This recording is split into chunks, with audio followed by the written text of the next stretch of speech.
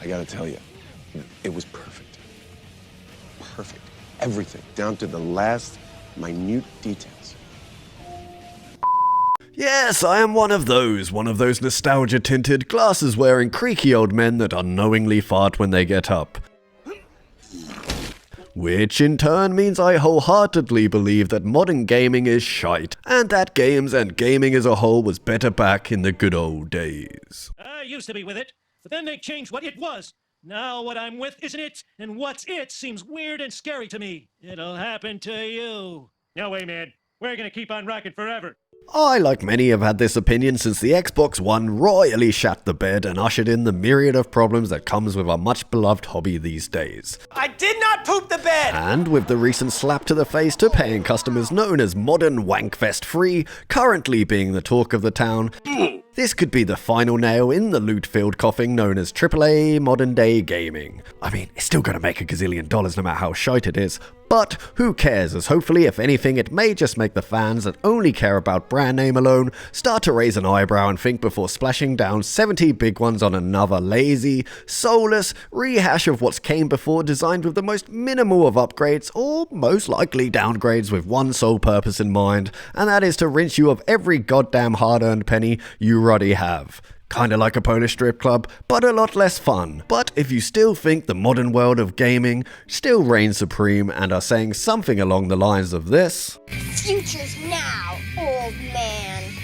well, hush your gums, as you merely adopted gaming. I was born into it, molded by it, and didn't see a wireless controller until I was a mere man. So park your pixelated ass down, crack open a can of the golden nectar or whatever floats your boat, and listen to my beardy beer-infused rant. Yes, I know my knackers may touch my knees, but believe me, I've sinned, or maybe I should say played a thing or two in my day. And I also lived through the golden age of gaming. So, Listen. I'm not saying everything is truly fucked, as some AAA developers like From Software still put out banger after banger.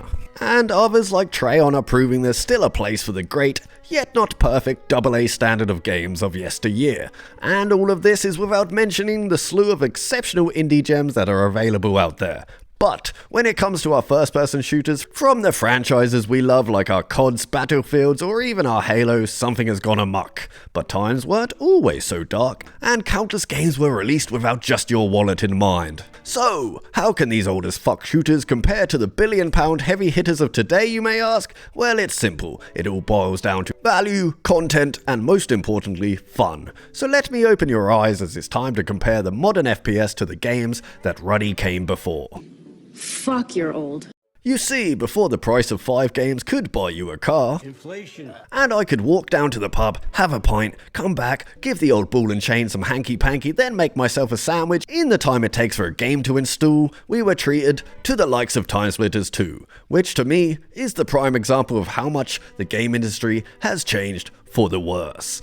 Don't ask questions. Just consume product and then get excited for next product. Honestly though, tell this to any new or younger gamer that believes modern gaming is better. TimeSplitters 2 cost £40, came packed with a campaign consisting of 10 levels with optional side quests and multiple difficulties, with each difficulty giving you harder optional tasks to take on. Wow. Full campaign co-op was also available with a different fully voiced actor that is present in all cutscenes for each player.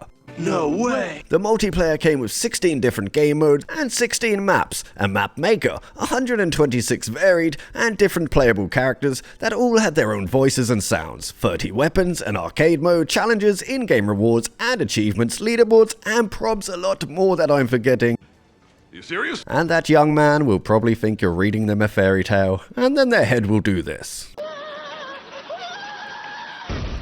To me, this really was peak gaming, but if that's too modern for you and not enough to tickle your old pickle and make you see how royally shafted gamers are, then let's rewind back a little further, shall we, and take a look at an obscure, card-based game titled Goldeneye. Yes, this pioneer of the FPS for consoles not only changed the landscape for shooty bang bang good times on our consoles, but also came packed with enough content to satisfy old Gorlock's hunger.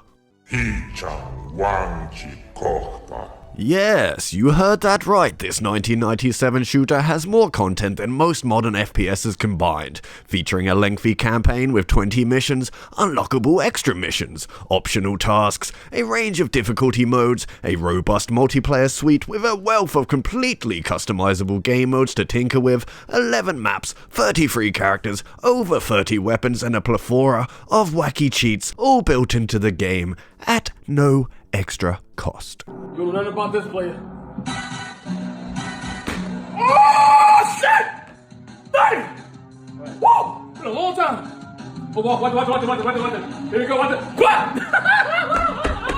But we don't need to go back to the blocky, bygone world of gaming to see a true example of how developers loaded their games with plenty of bang for your buck, as the one and only GOAT known as Halo 3 is not only an example of how to deliver a game jam-packed full of content, but also how to maintain and improve a game with updates and DLC that don't feel like you're getting a pineapple up your ass for your troubles.